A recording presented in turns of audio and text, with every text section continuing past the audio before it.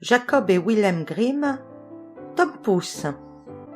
Un pauvre laboureur était assis au coin de son feu pendant que sa femme filait à côté de lui.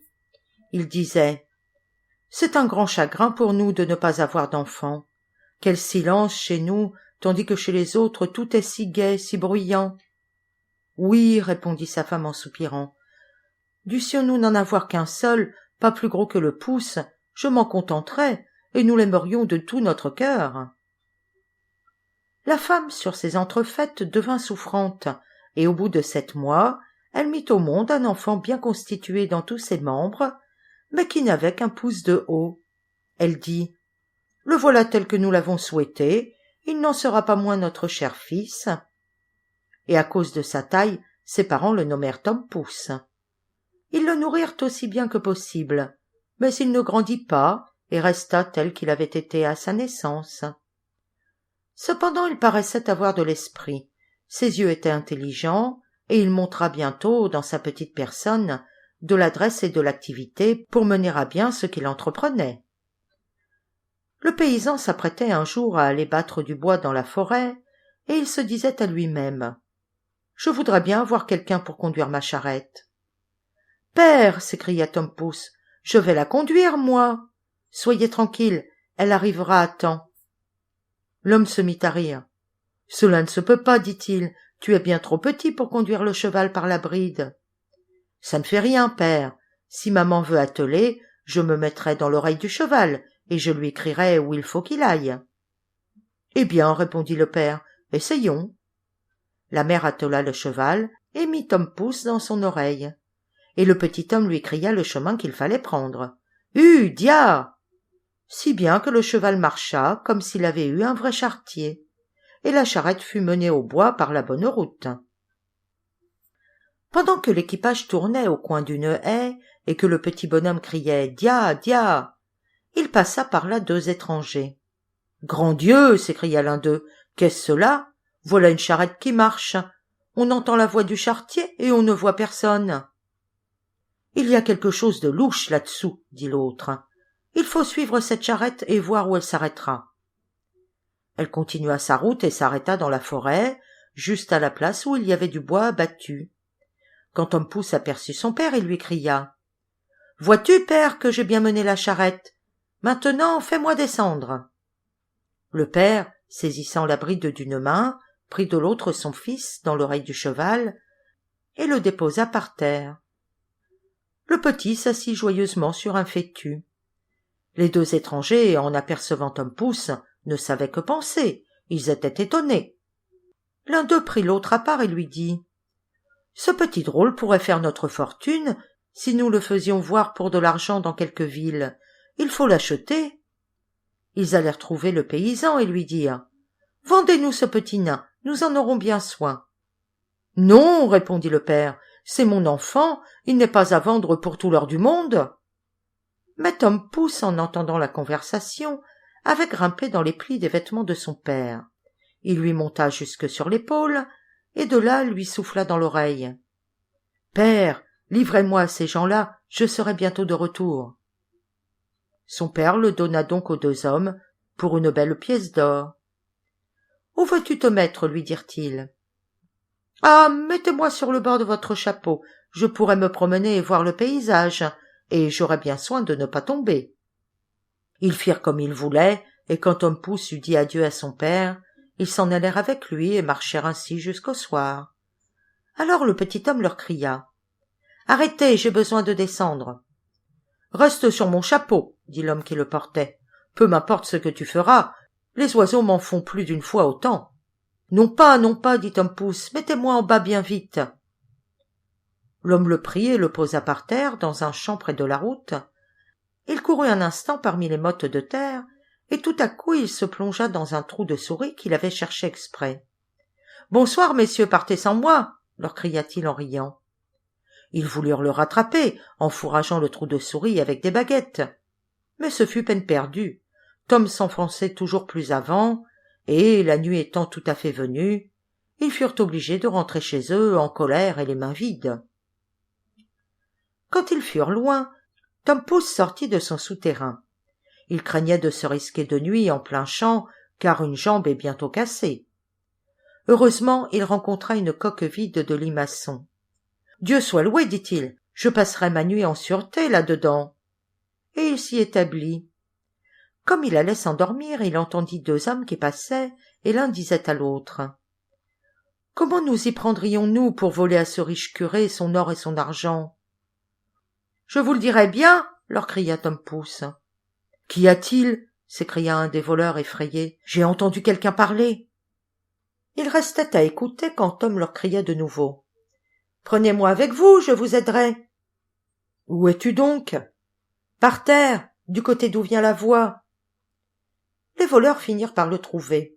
« Petit extrait d'homme, lui dirent-ils, comment veux-tu nous être utile ?»« Voyez, répondit-il, je me glisserai entre les barreaux de la fenêtre dans la chambre du curé, et je vous passerai tout ce que vous voudrez. »« Eh bien, soit, dit-il, nous allons te mettre à l'épreuve. » Quand ils furent arrivés au presbytère, Tom Pouce se glissa dans la chambre, puis il se mit à crier de toutes ses forces. « Voulez-vous tout ce qui est ici ?»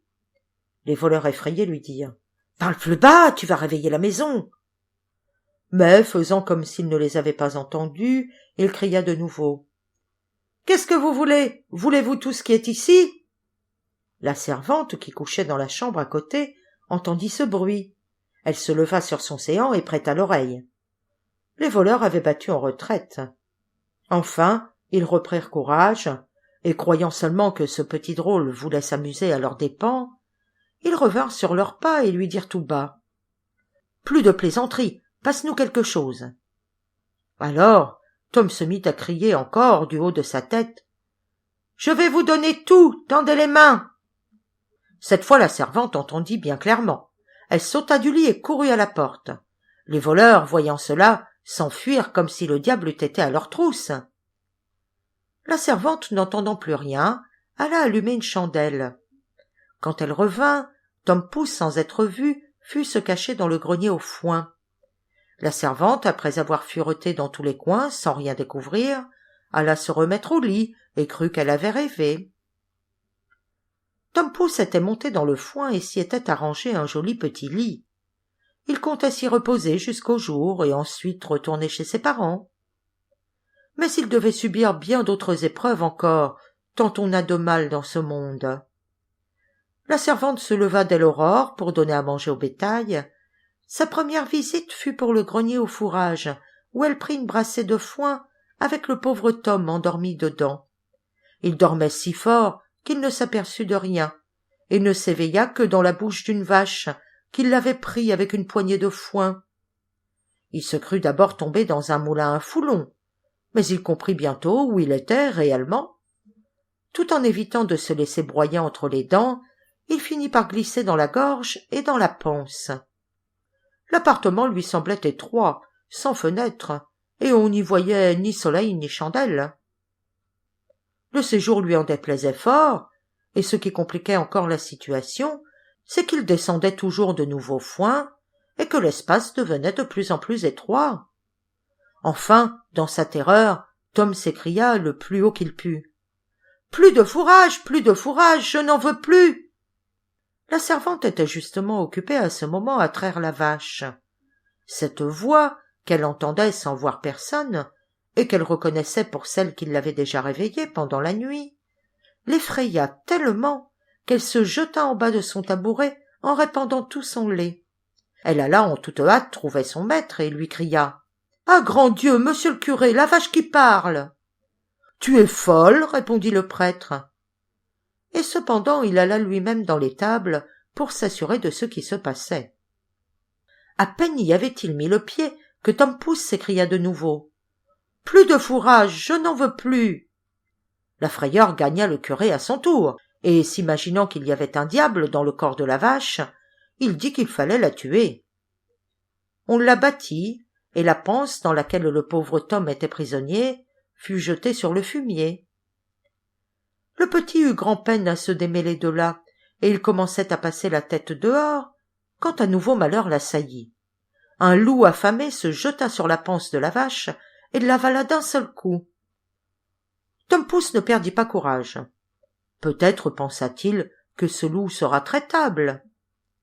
Et de son ventre où il était enfermé, il lui cria « Ce cher ami loup, je veux t'enseigner un bon repas à faire. »« Et où cela ?» dit le loup.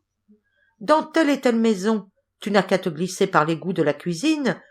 Tu trouveras des gâteaux, du lard, des saucisses, à bouche que veux-tu. » Et il lui désigna très exactement la maison de son père.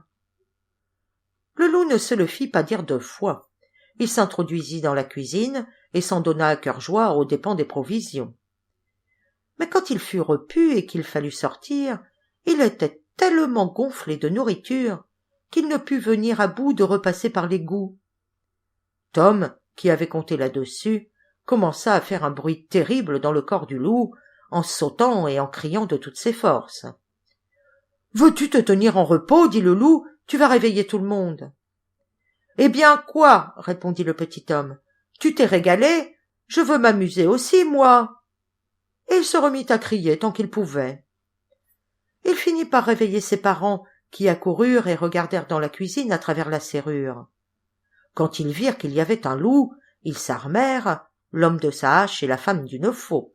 « Reste derrière, » dit l'homme à sa femme, quand ils entrèrent dans la chambre. « Je vais le frapper de ma hache, et si je ne le tue pas d'un coup, tu lui couperas le ventre. » Tom Pouce, qui entendait la voix de son père, se mit à crier. « C'est moi, cher père, je suis dans le ventre du loup. »« Dieu merci !» dit le père plein de joie, « notre cher enfant est retrouvé. » Et il ordonna à sa femme de mettre la faux de côté pour ne pas blesser leur fils.